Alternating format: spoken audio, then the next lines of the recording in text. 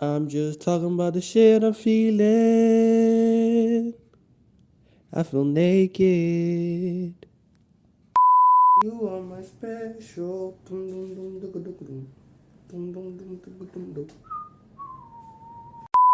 Jujutsu Kaisen ended last year, and since then I've just been watching reaction videos of the anime, dissection videos and stuff, and also like reviews on the chapters that I liked from the thingy.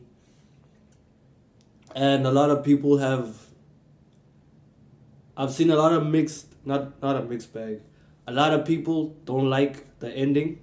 A lot of people do like the ending, or accept it as it is, because there's a certain like, because there was a lot of things that were promised in the thing, in the story. There were a lot of things hinted at. There were a lot of things like people wanted to see. Me too, actually. And we didn't get to see them because one wasn't really part of the plot, and probably that's probably the only reason. And some of these things include like what's his thing? Some of them include the end result of the whole reason why the story was happening. We didn't get to see the full result. We just saw fights on fights, and then it ended because there was the main baddie instead of the background plot. We focused on the main villain, the main villain antagonist, instead of the whole plot and where it was going. And people were disappointed.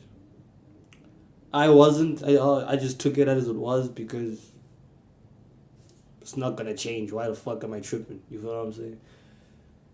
And then, but there was one thing that I wanted to see specifically. It was the backstory of a character, specifically a villain in the character, a villain in the story, and that villain was, who's this man? Fuck, Ryomen Sukuna. Yeah. Specifically, I wanted to see how like Sukuna, like the bad guy, the how that person, how that character became the strongest in the whole universe of the story. How did a fucking split fertilized egg become the strongest thing that ever existed in the thing? And now, like, if you read the actual thing and you understand the concepts the mangaka is trying to portray, and you understand the narrative, whatever of the story, you understand the narrative of it. You understand the underlying tones and symbolism and whatever. You get to understand why he's the strongest person there, because he is the most selfish person. He only cares about him and his desires and whatever he wants. And he also has the mentality to think broadly and just expand himself and his wisdom and his skill set. You get what I'm saying? He values himself and his interests so much so that he actually mastered himself, and he mastered the life he's living in and the rules of that life he's living in order to become the strongest, because that's what he wanted. That's what he, in his mind, that's the most important thing in the world, just to be strong and to be the strongest person ever. And because he was able to master himself and he was able to master the world he's living in, he was enlightened and he ended up being the strongest person. Low key like a god in that thing, bro. Like, he was low key the Jesus Christ. He wasn't the Jesus Christ. It was low key like, that man's a devil. Sukuna exists in a world whereby your power and your strength come from cursed energy, which is derived and stems from your negative emotions. And he's one of the people that can control his emotions and make it into a power source. We can power himself and do magic, basically. Hey. The energy, if it's not controlled, it becomes like a cursed spirit or fucking. It becomes a cursed spirit, which is just like, think of it as a ghost that can influence you in a sense and do harm to you without you actually knowing and without you being able to fix it or change it. The people that can control this energy and the people that can control these energy, the people that can control this energy are called sorcerers, which Sukuna is one of them, and they use this energy to kill these cursed spirits basically. Sorcerers have these moves and these techniques that you can use to kill these things, and you can also use to beat each other up, and they're called curse techniques. And these curse techniques either come from your family and your lead and your bloodline, or it comes from a core trait that you have as a person. So Kuna's, I think it comes from him just being him. We don't have any information about his family, but his core trait is he loves eating and he loves fighting. So that's why his curse technique involves knives so you can cut shit with, fire because that's how you cook. I think that's it actually. Yeah. He can also walk on air. I don't know why. He can also bite steel for some reason. And he can also like heal himself because of mathematics. He also can't be poisoned for some reason.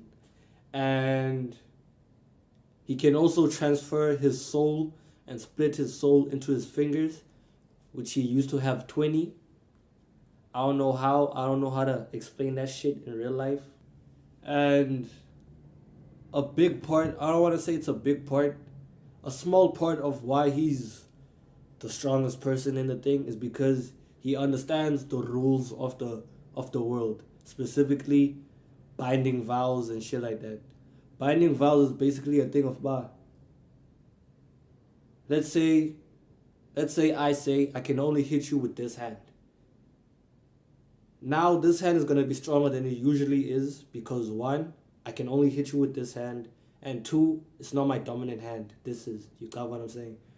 So now it's a sense of that this hand was gonna be stronger, and if I ever use this hand to hit you, there's gonna be consequences. I don't know what the consequences are. Maybe I can say I can only hit you with this hand, and if I don't, I'm gonna have a heart attack.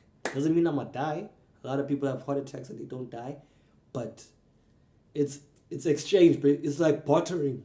You give me something, you give the universe something by promising, and the universe gives you more strength or whatever. You got what I'm saying?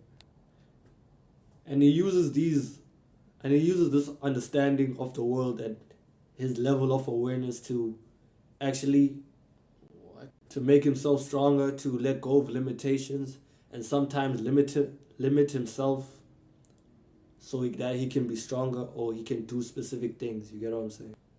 The world he exists in is also a place that rewards open mindedness. Like if you're a person that okay you only see one lane to do something, you're not gonna go very far in that thing. But if you can see different ways of applying your skills and applying yourself as a person, it will award you. Like let's say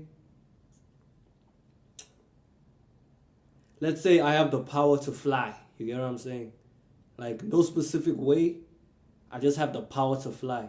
I can see that as me manipulating gravity, so I can also manipulate your gravity and make you fly or be heavy as fuck. It's a bad example. It's not that, you get what I'm saying? But yeah, it's one of those ways. Like, let's say you have the power to manipulate water. You can use that water and manipulate the water within you, within me, in the fucking air. You can make that water into ice or some avatar shit. So it's just all about you and your mindset and how open minded you are and how low key smart you are. You get what I'm saying?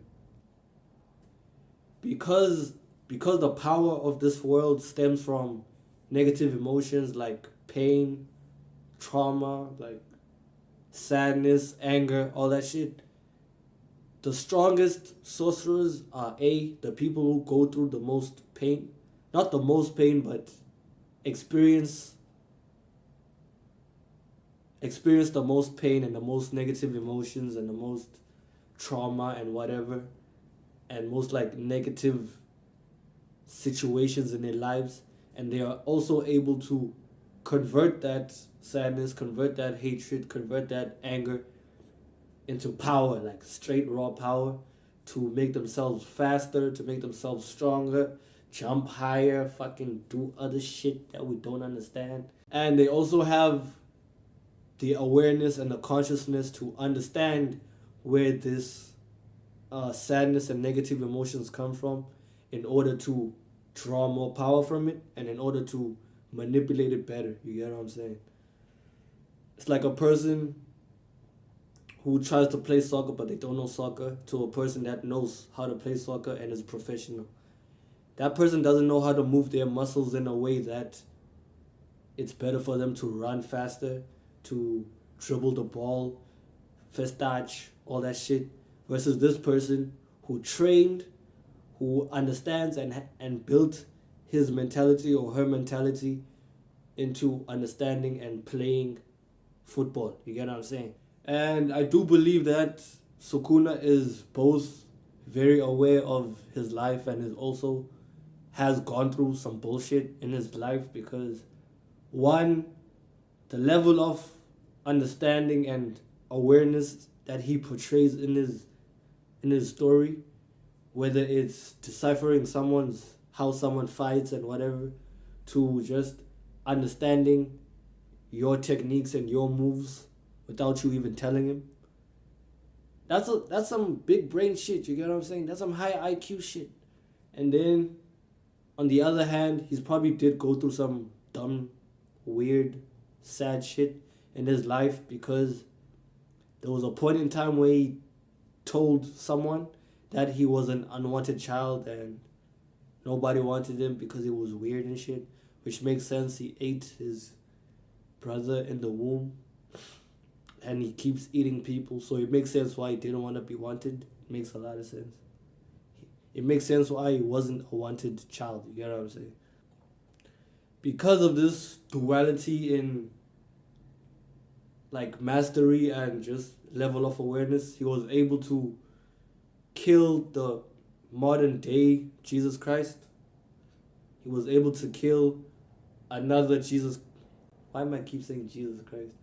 He was able to kill the strongest person of that era. He's killed another strongest person of another era.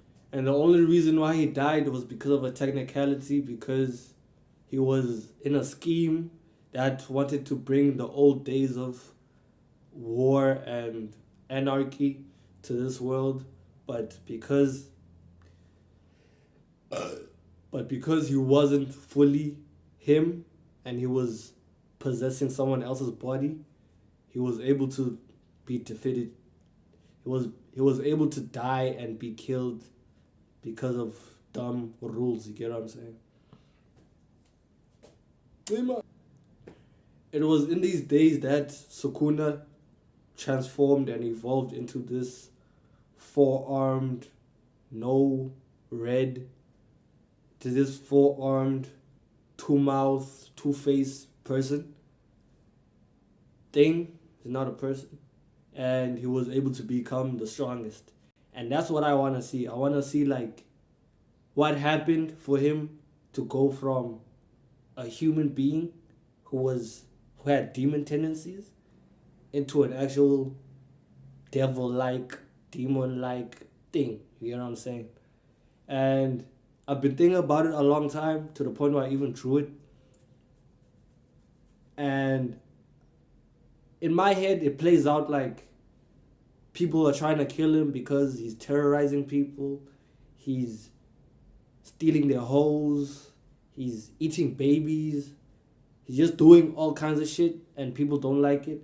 So everybody like formed an army and just went to go kill him one time. And he killed most of them.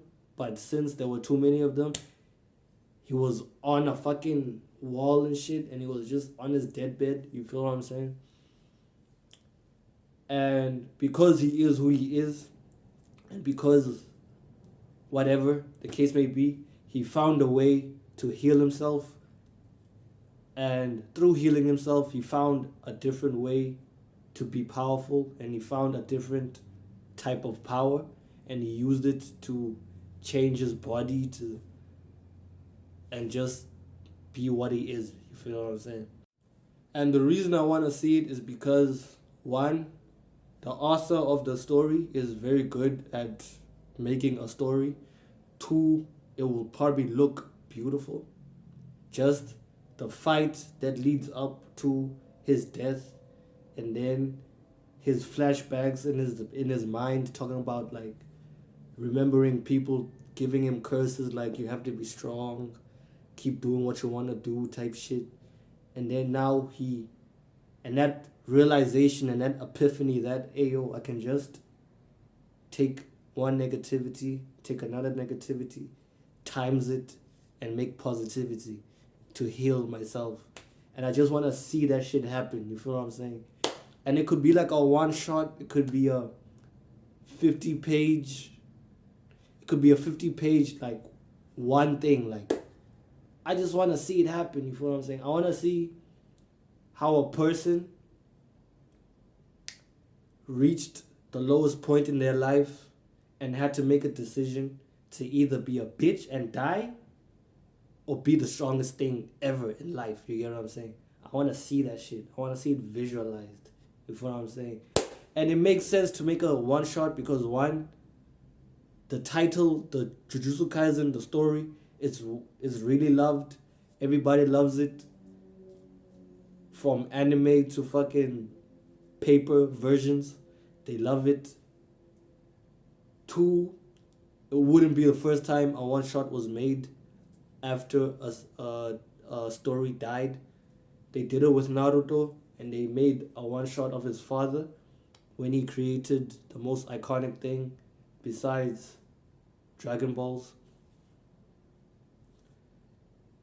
And it would make sense. And two and three, if he's the kind of person to like want money, it would make a lot of money. And it's just a dope thing that I want to see. You got what I'm saying? That's it.